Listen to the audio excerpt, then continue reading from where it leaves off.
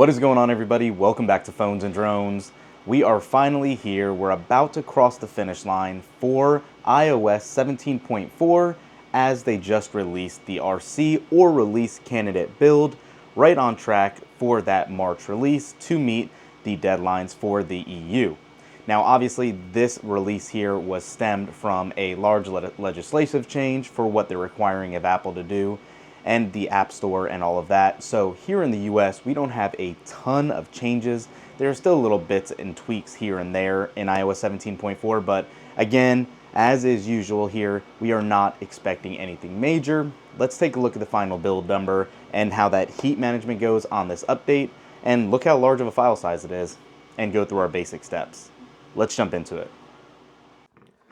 Okay, so the RC just finished installing here for 17.4, and jumping right into settings, the file size for this update was 6.46 gigabytes. Again, not really surprising considering we always have a complete reinstall of the OS on these updates.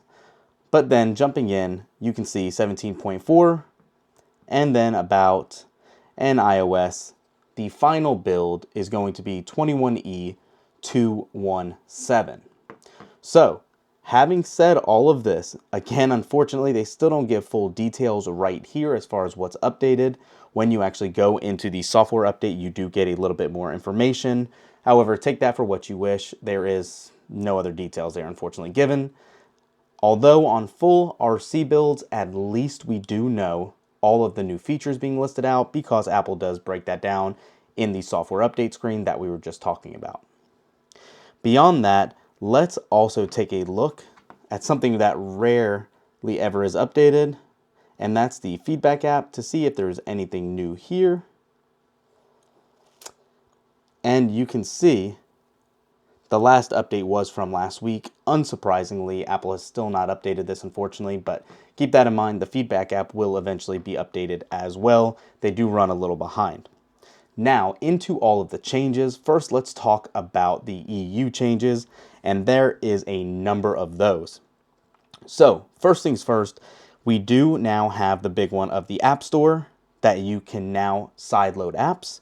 You also are going to have alternate payment methods, third-party browser updates, where now when you're opening Safari, it actually gives you an option to switch your browsers.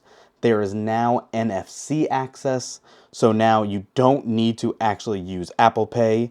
Payment apps and banks can access the NFC chip directly. So again, all these anti-competitive things these walls are breaking down from Apple's walled garden. And web apps, though, unfortunately, do not work anymore. They now have restricted functionality where they basically remove this as an option altogether. So that is the one downside of this big update. Now, more for us in the US, let's talk about some other big changes. First, with gaming apps, and I don't believe it is here just yet, but we are now going to have options for full gaming apps like Xbox Cloud Gaming. They can now be offered as standalone apps worldwide. So Xbox Cloud Gaming, if I could type right, you'd be able to have all of that in here as a separate app to download. We obviously know there are some new emojis that are, fine, take it for what you want. There's about 7 or 8 new ones in here. We also do get a new update to messages with Siri. So if you jump into settings and then Siri and search and messaging with Siri, this is one of the new changes here where you can automatically send messages. So by toggling this on and off, you can see you get a new option to utilize this also when connected to headphones or CarPlay.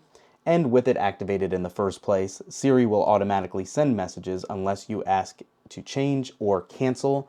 So if you are a voice dictation person that loves sending voice messages to text, this could be an easy fix for you where it would automatically send. I don't like doing that just because of how bad Siri is from time to time, so I'm going to leave that off for now.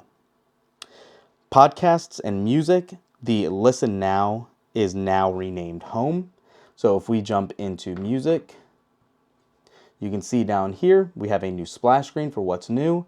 And right off the bat, you can see the call out, Listen Now is now home, which we'll show you the icon for in a second, and monthly replay with all new replay insights. Explore and share your most played artists, songs, and albums every month. Basically a new curated list here. And again, listen now is now home. Podcast does now have transcripts as well. We don't utilize podcasts too much, but it is there if you need. There is some big changes to iMessage protocol, basically making it more secure. It is called PQ3. One of the other changes in settings as well is going to be under battery. And we have actually talked about this one. This is battery health. You now have a better snippet and to glance at your actual capacity and cycle count a lot quicker than what you could do earlier. Again, we're pretty fortunate now. We have 173 cycles at this point on this 15 Pro Max, and we are still at maximum capacity. Definitely good to see, especially for how much we bashed Apple last year with its 14 Pros and how terrible they were with that.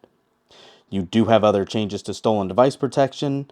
It now is a new option to require a security delay if you'd like. So if you go into settings and do a search for stolen device protection, let me go ahead and get in this. You can see that if you have it on, you can have a security delay away from familiar locations or always to ask. And you can see the explanation here. It says a delay will be required when you are not at a familiar location, such as your home or work, to change security settings. I'm going to turn this back off just because I don't want it on at the moment. But again, that is one of the better security focused updates in this build. You are also going to be getting next gen CarPlay support. So if you utilize CarPlay, you're going to have all of those new updated things, as well as new vehicles and manufacturers offering further updates beyond what is currently offered. And then one I couldn't get to work in the beta, underclock and stopwatch. Stopwatch now does have live activities. So let's see, actually, we'll do this together. Is it going to work? It is not. So allegedly though, there are live activities where it should show that on the lock screen or in the dynamic island.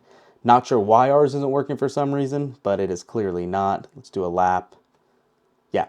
So unfortunately that is not working for us, but let us know if you have any issues with this at all, or if it's working for you and you're getting those live notification and live activities.